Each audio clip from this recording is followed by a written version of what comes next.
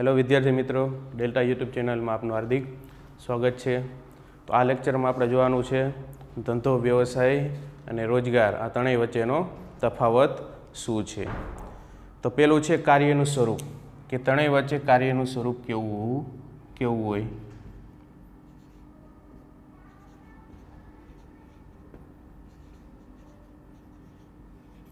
કાર્યનું સ્વરૂપ એટલે કે શું કામ કરવામાં આવે, ધંધામાં કયા પ્રકારનું કામ કરવામાં આવે, વ્યવસાય કરો હો તો વ્યવસાયમાં કયા પ્રકારનું કામ કરવામાં આવે, અને રોજગાર કરતા હોય એટલે કે રોજગારી તમે કોઈ કરતા હોય, ગમે કોઈ જગ્યાએ નોકરી કરતા હોય તો એમાં તમારે કયા પ્રકારનું કામ કરવામાં આવે અથવા તો કયા પ્રકારનું કામ થાય। તો કે ધંધામાં નાણાંના બદલામાં ગ્રાહકને વસ્તુ કે સેવા પૂરી પાડવામાં આવે। ધંધામાં કેવું કાર્ય કરવામાં આવશે તો કે નાણાંના બદલામાં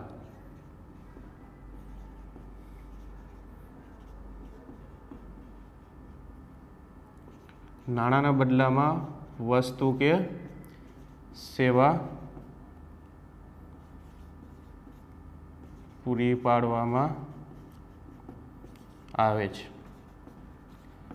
ग्राहके कोनी पासे जशे तो कि वेपारी पासे जशे, वेपारी पासे जई अने जे एनी जरूरियात छे, कोई वस्तुनी खरीदी करवानी छे तो वस्तु मागशे, पण क्यारे वेपारी वस्तु आपशे तो ये सामे ग्राहके पण शुं चूकववाना छे तो कि नाणां चूकववाना छे। એટલે કે ધંધો ક્યારે કહેવાશે તો કે તમારી પાસે નાણાં હોય અને સામેના વેપારી પાસે તમારી જે જરૂરિયાતની વસ્તુ હોય તો ત્યારે ધંધો થયો ગણાય। એટલે કે નાણાંના બદલામાં ગ્રાહકને વસ્તુ કે પૂરી પાડવામાં આવે છે। જ્યારે વ્યવસાયમાં શું કરવામાં આવે તો કે ફીના બદલામાં વ્યક્તિગત અને ધંધાકીય કોઈ તમારી અંગત જરૂરિયાત પૂરી કરવામાં આવે છે। એટલે કે ફીના બદલામાં, ફી પણ શેના સ્વરૂપમાં હશે તો કે નાણાંના સ્વરૂપમાં જ હશે। એટલે કે ફીના બદલામાં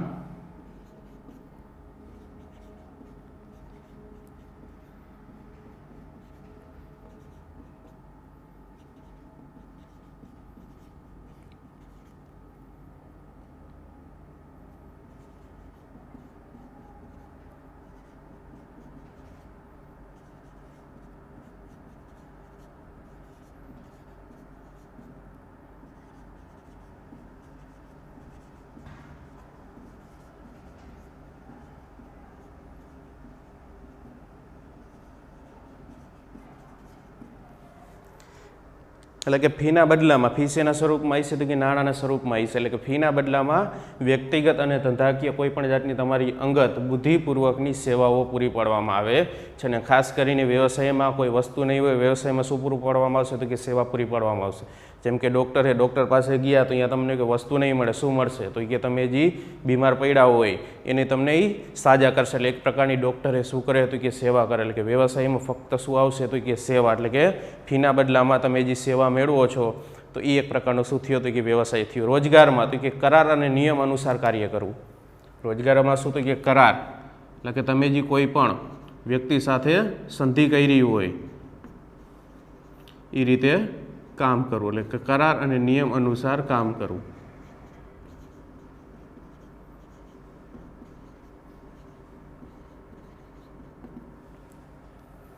करार એટલે કે જે કોઈ પણ બે વ્યક્તિ વચ્ચે સંધિ થઈ હોય, નિયમ એટલે કે ગમે કોઈ આવવાનો જવાનો, આવ્યા પછી કયા પ્રકારનું કામ કઈ રીતે કરવું, એ બધાય અલગ અલગ પ્રકારના નિયમ એટલે કે કરાર અને નિયમ મુજબ કાર્ય કરવું એને કહેવાય રોજગાર। ફરીથી એકવાર તો કે નાણાંના બદલામાં ગ્રાહકને વસ્તુ કે સેવા પૂરી પાડવામાં આવે છે। વ્યવસાયમાં કયા પ્રકારનું કાર્ય થશે તો કે ફીના બદલામાં ધંધાની કે કોઈ પણ વ્યક્તિની બુદ્ધિપૂર્વકની જરૂરિયાત અથવા તો સેવા પૂરી પાડવામાં આવે છે। જ્યારે રોજગારમાં કયા પ્રકારનું કાર્ય થશે તો કે કરાર અને નિયમ અનુસાર કાર્ય કરવામાં આવે છે।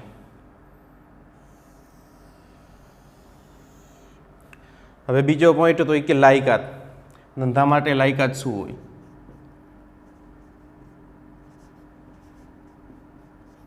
ધંધા માટે લાયકાત તો ખબર જ છે કે ધંધા માટે કોઈ પણ જાતની લાયકાત નથી। ગમે વ્યક્તિ ગમે એટલું ભણેલો હોય, કોઈ પણ વ્યક્તિ પોતે ધંધો શરૂ કરી શકે છે। ધંધા માટે કોઈ પણ જાતની લાયકાતની જરૂર પડતી નથી। દાખલા તરીકે તમારે કાપડની દુકાન હોય તો એવું નથી કે તમે કાપડની દુકાન માટે ફરજિયાત 10 પાસ કે 12 પાસ જોઈએ। કાપડની દુકાન માટે કોઈ પણ લાયકાત નક્કી કરવામાં આવી નથી। ફક્ત તમારી પાસે શું હોવો જોઈએ તો કે નાણાં એટલે કે રૂપિયા હોવા જોઈએ। તમારી પાસે રૂપિયા હોય એટલે તમે કોઈ પણ જાતનો ધંધો તમે શરૂ કરી શકો। પણ કેવો તો કે કાયદેસરનો, ગેરકાયદેસરનો ધંધો તમે શરૂ કરી શકતા નથી। એટલે કે આમાં કોઈ પણ શૈક્ષણિક લાયકાતની જરૂર પડતી નથી।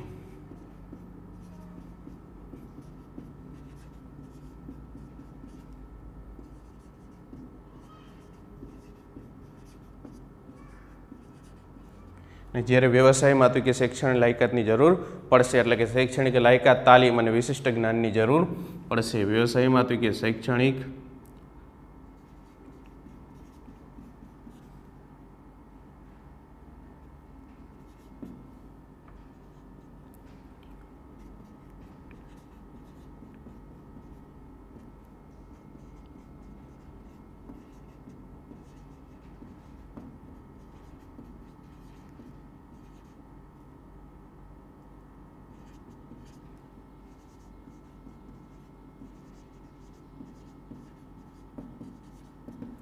વ્યવસાયમાં શું હોય છે તો કે તમે જે પ્રકારનો વ્યવસાય કરતા હોય એને લગતી ડિગ્રી, જેમ કે દાખલા તરીકે તમે ડૉક્ટરનો વ્યવસાય કરો તો તમારી પાસે MBBSની પદવી મેળવવી જોઈએ. એ જ રીતે તમે કોઈ પણ સીએનો વ્યવસાય કરો તો તમારી પાસે ચાર્ટર્ડ એકાઉન્ટની ડિગ્રી હોવી જોઈએ. એ જ રીતે તમે કોઈ પણ વકીલનો વ્યવસાય કરો તો વકીલ માટે તરીકે LLBની ડિગ્રી તમારી પાસે હોવી જોઈએ. એટલે કે જે વ્યવસાય કરો એ વ્યવસાય અનુરૂપ શૈક્ષણિક લાયકાત, તાલીમ અને એને લગતું વિશિષ્ટ જ્ઞાન, ડૉક્ટર હોય તો ડૉક્ટરને લગતું એ પ્રકારનું જ્ઞાન, વકીલ હોય તો વકીલને લગતું એ પ્રકારનું જ્ઞાન એનામાં હોવું જોઈએ. આ બધી બાબત એનામાં હશે તો જ વ્યક્તિ વ્યવસાય પોતે કરી શકશે. જ્યારે રોજગારમાં તો કે કાર્યના સ્વરૂપ અનુસાર લાયકાતની જરૂર પડે છે.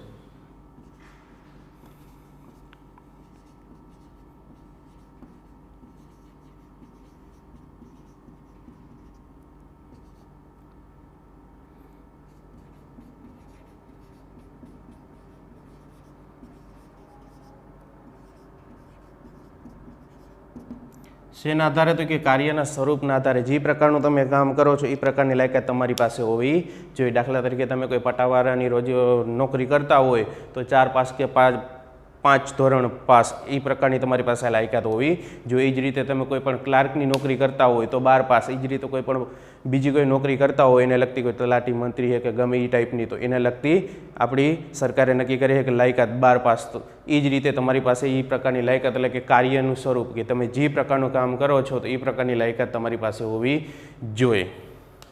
પછી ત્રીજું છે બદલો કે વળતર.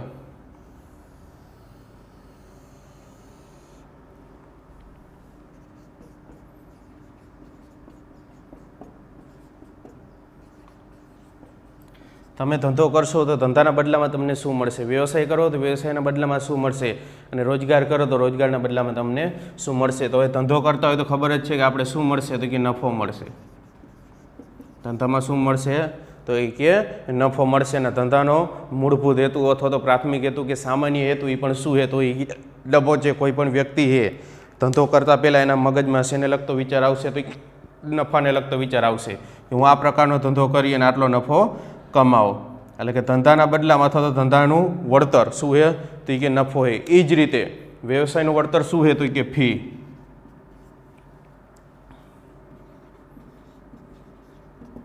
એટલે કે જો કોઈ પણ જાતનો તમે વ્યવસાય કરો તો તમને શું મળશે, ફી મળશે. વકીલ હોય તો વકીલનો વ્યવસાય કરો તો તમને શું મળે છે, એના બદલામાં ફી મળે.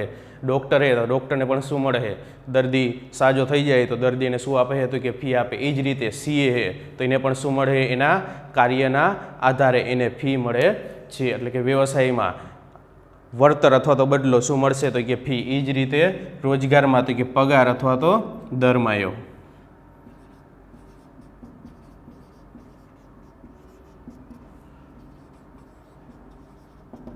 દરમાયો એટલે તો એ કે દરરોજ જે કામના બદલામાં ચૂકવવામાં આવતા હોય રૂપિયા તો એને કહેવાય દરમાયો. જેમ કે કોઈ ખેતીમાં કોઈ મજૂર કામ કરતો તો સવારે આવ્યો સાંજે ગયો તેને નક્કી કરેલા રૂપિયા આપણે ત્રણ એને આપણે આપી દઈએ તો એને કહેવાય દરમાયો. અને પગાર તો કે નક્કી કરેલો ટાઈમ હોય, 10 દિવસ હોય, 15 દિવસ હોય કે મહિનો હોય, જે એને નક્કી કર્યો એ નક્કી કરેલો પગાર ચૂકવવામાં આવતો. એટલે કે તમે રોજગાર કરો છો, રોજગાર તો બદલામાં શું મળશે તો કે પગાર અથવા તો દરમાયો.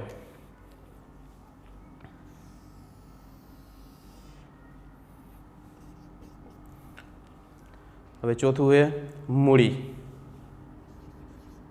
ધંધો કરો તો તમારે મૂડી રોકાણ કરવું પડશે. વ્યવસાય કરતા હશો તો તમારે ખાલી શરૂઆતમાં જ મૂડી રોકાણ, પછીનું આપણે મૂડી રોકાણ કરવું પડતું નથી. અને જ્યારે તમે રોજગાર કરતા હશો તો કોઈ પણ જાતનું મૂડી રોકાણ કરવું પડતું નથી. એટલે કે ધંધાના સ્વરૂપ અને પ્રકાર અનુસાર મૂડીની જરૂર પડે છે. તો કે ધંધાના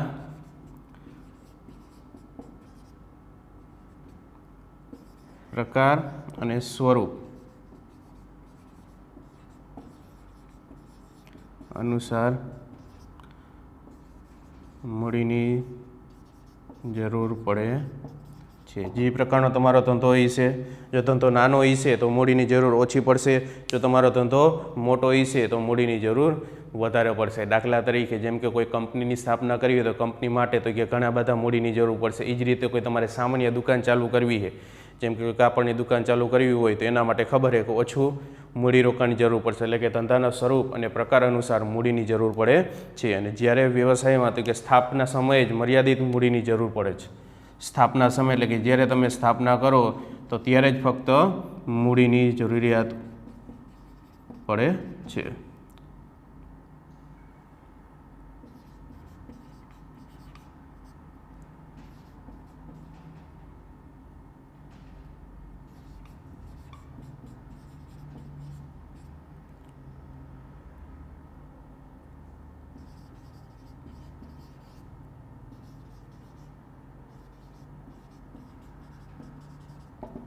ફક્ત સ્થાપના સમય એટલે કે જ્યારે તમે કોઈ પણ વ્યવસાયની સ્થાપના કરો તો એના માટે જે એકવાર મૂડીરોકાણ કરવું પડે, એક જ વાર કરવું પડે, તે પછી કરવું પડતું નથી। દાખલા તરીકે તમે આપણે વકીલના વ્યવસાય માટેની તમે શરૂઆત કરી તો વકીલના વ્યવસાય માટે જે કોઈ પણ ઓફિસ, ટેબલ કે ખુરચી જે બધી જરૂર પડતી હોય એટલાની જરૂર પડે છે, એનાથી વધારાની જરૂર પડતી નથી। ને એકવાર લેવાઈ ગયા પછી એ લાંબા સમય સુધી ચાલવાનું છે, એટલે એક જ વાર ફક્ત તમારે મૂડીરોકાણ, એટલે શબ્દ આવ્યો કે મર્યાદિત, એટલે કે સ્થાપના સમયે ફક્ત ઓછું મૂડીરોકાણ કરવું પડે છે, પછી ભવિષ્યમાં ક્યારેય મૂડીરોકાણ કરવું પડતું નથી। અને જ્યારે રોજગારમાં તો કે એક પણ જાતનું મૂડીરોકાણ કરવું પડતું નથી।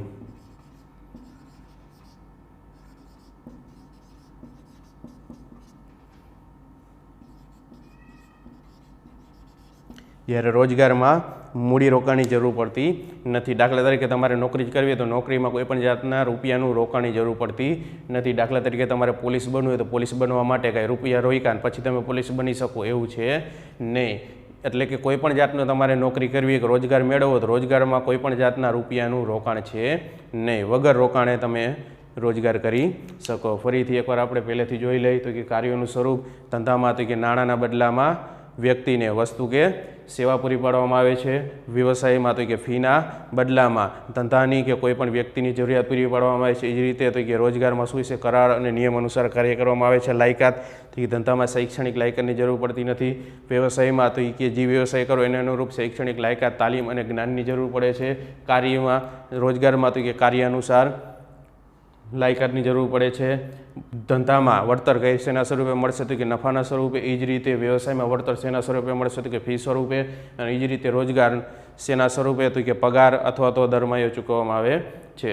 ધંધા મૂડી તો એ કે ધંધાના કદ અને સ્વરૂપ પ્રમાણે મૂડીની જરૂર પડે છે। વ્યવસાયમાં મૂડી રોકાણમાં તો એ કે સ્થાપના સમયે જ મર્યાદિત મૂડીની જરૂર પડે છે, અને જ્યારે રોજગારમાં ક્યારેય મૂડી રોકાણ જરૂર પડતી નથી।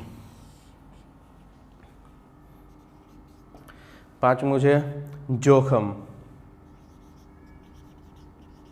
તો એ કે ધંધામાં જોખમ અને અનિશ્ચિતતા રહેલ છે। જો તમે ધંધો કરતા હોઈશો તો ધંધાનો આપણે મૂળભૂત હેતુ અથવા તો પ્રાથમિક હેતુ શેનો હતો તો કે નફાને લગતો હતો। એટલે કે ધંધો જો તમે કરતા હશો તો ધંધાના નફામાં જોખમ અને અનિશ્ચિતતા રહેલી છે। ક્યારેક જો કોઈ તેજી હોય તો તેજીમાં વધારે નફો થાય, એ જ રીતે મંદીના સમયમાં નફાનું પ્રમાણ કેવું રહેશે તો કે ઓછું રહેશે। એટલે કે જો કોઈ પણ તમે ધંધો કરતા હશો તો ધંધાના નફામાં જોખમ અને અનિશ્ચિતતા રહેલી છે। જોખમ કયા પ્રકારના તો કે ભૂકંપ છે, વાવાઝોડું છે, પૂર છે, બરોબર, માનવ સર્જિત જોખમ, કુદરતી જોખમ જે આપણે જોઈ ગયા હતા। એ જ રીતે આ બધા અલગ અલગ પ્રકારના જે જોખમો છે એ જોખમો ધંધામાં રહેલા છે। વળતર વ્યવસાયમાં તો એ કે ફી મેળવવાનું જોખમ રહેલું છે, વ્યવસાયમાં પણ એ જાતનું જ છે, એટલે કે નિશ્ચિત રકમની ફી મળવાનું જોખમ।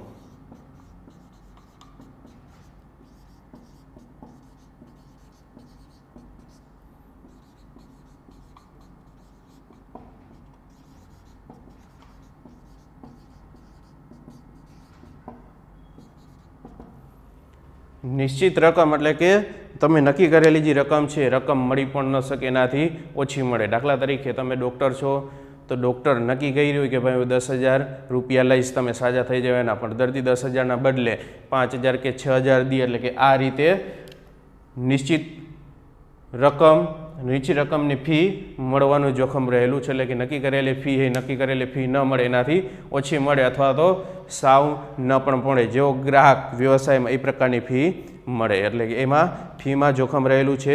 અને જ્યારે રોજગારમાં તો એ કે નિયમિત ચોક્કસ વેતન મળતું હોવાથી એમાં જોખમનું પ્રમાણ છે ને અથવા તો જોખમનું પ્રમાણ સાવ ઓછું છે.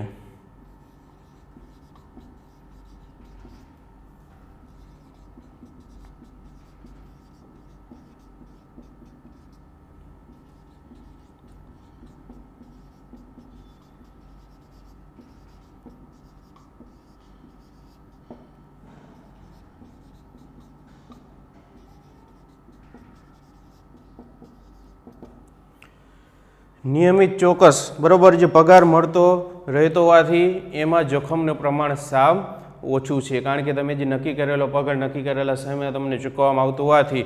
કારણ કે તમારે કોઈ પણ વ્યવસાય કરતા કોઈ પણ જગ્યાએ તમે નોકરી કરતા હોય તો નોકરીનો તમારે શેનો મતલબ છે તમારા પગાર સાથે, બરાબર છે કે કોઈ પણ ધંધામાં કે વધારે નફો થાય કે ગમે ધંધાની કોઈ પણ બાબત સાથે તમારે એને સંબંધ હોતો નથી, એટલે માટે રોજગારમાં એ કોઈ પણ જાતનું જોખમ છે નહીં.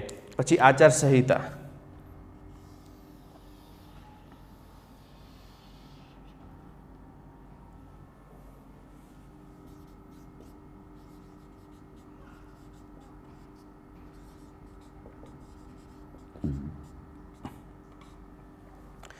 છઠ્ઠું છે આચાર સંહિતા, કે તો કે કાયદાકીય નિયમોનું પાલન કરવું પડે છે. ધંધામાં શું તો કે કાયદાકીય નિયમોનું પાલન કરવું પડે.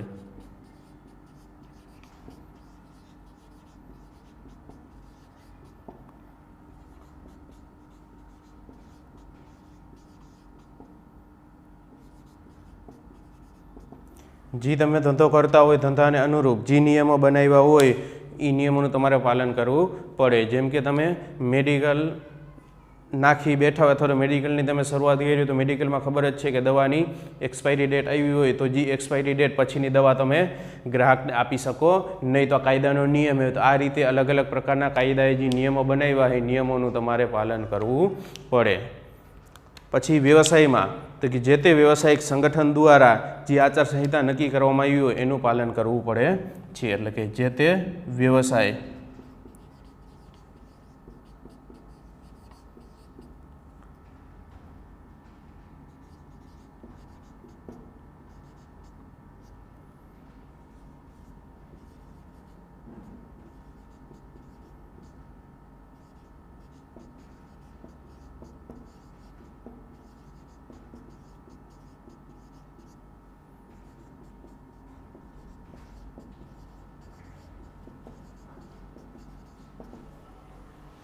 જે તે વ્યવસાયિક સંગઠન, એટલે કે તમે જે પ્રકારનો જે વ્યવસાય કરતા હોય, જેમ કે વકીલનો વ્યવસાય કરતા હોય તો વકીલના વ્યવસાયમાં કયા પ્રકારના નિયમો છે તો એ નિયમોનું તમારે પાલન કરવું પડે. એ જ રીતે ડૉક્ટર છે તો તમે ડૉક્ટરનો વ્યવસાય કરતા હોય તો ડૉક્ટરના વ્યવસાયમાં જે પ્રકારનું નિયમ બનાવ્યો હોય એ નિયમોનું તમારે પાલન કરવું પડે, એટલે કે જે તે વ્યવસાયિક નિયમો જે વ્યવસાય તમે સાથે જોડાયેલા હોય એ વ્યવસાયનું તમારે નિયમોનું પાલન કરવું પડે છે.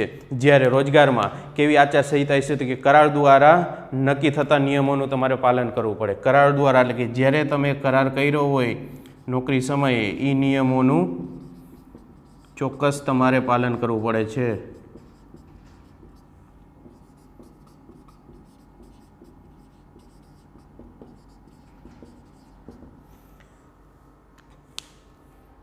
કરાર દ્વારા એટલે કે કરાર દ્વારા જે નક્કી થયેલા નિયમો હોય એ નિયમોનું તમારે પાલન કરવાનું, ક્યારે આવવાનું ક્યારે જવાનું, આવવા પછી તમે જે પ્રકારનું જે કાર્ય નક્કી કર્યું કેટલા સમય પૂરો કરવાનું, જે કોઈ પણ નિયમ હોય એ નિયમોનું તમારે પાલન કરવું પડે. એટલે કે કરારમાં જે નિયમ છે એ નિયમોનું તમારે પાલન કરવાનું છે, એના સિવાયના બીજા કોઈ પણ નિયમોનું તમારે પાલન કરવાનું છે નહીં. પછી અતિ મહત્વનો અને અગત્યનો છેલ્લો લાસ્ટ પોઈન્ટ છે તો એ કે માલિકીની ફેરબદલી.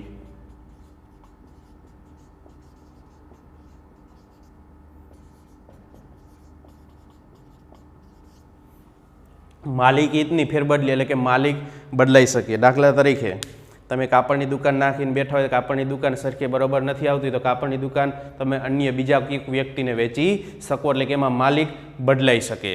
એટલે કે માલિકી હિતની ફેરબદલી ધંધામાં માલિક બદલાઈ શકશે તો કે આ ધંધામાં માલિક બદલાઈ શકે. એ જ રીતે વ્યવસાયમાં તમે વ્યવસાય દાખલા તરીકે તમે વકીલ વ્યવસાય કરો, તમારી પાસે તમારી વકીલની ડિગ્રી તમે વકીલની ડિગ્રી બીજા અન્ય વ્યક્તિના નામે કરી શકો ન થાય. તો ખબર જ છે તો કે વ્યવસાયમાં કામ માલિક હિતની ફેરબદલી થઈ શકશે નહીં. એ જ રીતે રોજગારમાં દાખલા તરીકે તમે પોલીસની નોકરી કરતા હોય તો તમારી જગ્યાએ કોઈ તમે અન્ય બીજા કોઈ વ્યક્તિને રાખી શકો નથી રાખી શકતા. તો એ જ રીતે રોજગારમાં પણ માલિકી હિતની ફેરબદલી થઈ શકતી નથી. ફક્ત માલિક શેમાં બદલાશે તો એ કે ધંધામાં, એટલે કે ધંધામાં માલિકી હિતની ફેરબદલી શક્ય છે.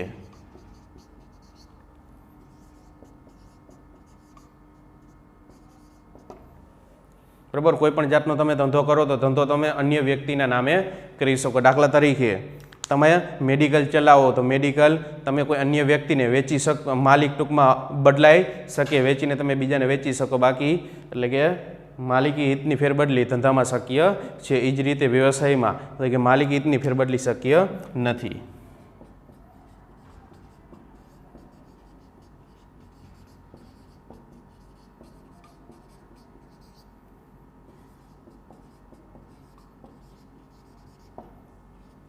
દાખલા તરીકે તમારી પાસે સીએની પદવી છે, ચાર્ટર્ડ એકાઉન્ટ માટે સીએની જરૂર પડશે તો સીએની ડિગ્રી તમે કોઈ અન્ય વ્યક્તિના નામે કરી શકો, વેચી શકો નથી વેચી શકતા, એટલે એમાં માલિકી હિતની ફેરબદલી શક્ય નથી. એ જ રીતે રોજગારમાં પણ તમારી નોકરી તમે અન્યના નામે અથવા તો તમારી નોકરી કોઈ બીજા અન્ય વ્યક્તિને તમે મોકલી શકતા નથી, તો આમાં પણ માલિકી હિતની ફેરબદલી શક્ય નથી. એટલે કે માલિકી હક આમાં મળતો નથી. તો આપણે તફાવત જોયો ધંધો વ્યવસાય અને રોજગારનો. આ તફાવત 5 માર્કમાં અથવા 3 માર્કમાં પણ પૂછી શકે. આ તફાવતને આખો આ યાદ રાખવા કરતાં ખાલી તમે પોઈન્ટ યાદ રાખશો એટલે ઓટોમેટિક બધું અંદરનું તમને યાદ રહી જશે. અત્યારે ખાલી પોઈન્ટ ફરીથી રિપીટ કરી લઈ.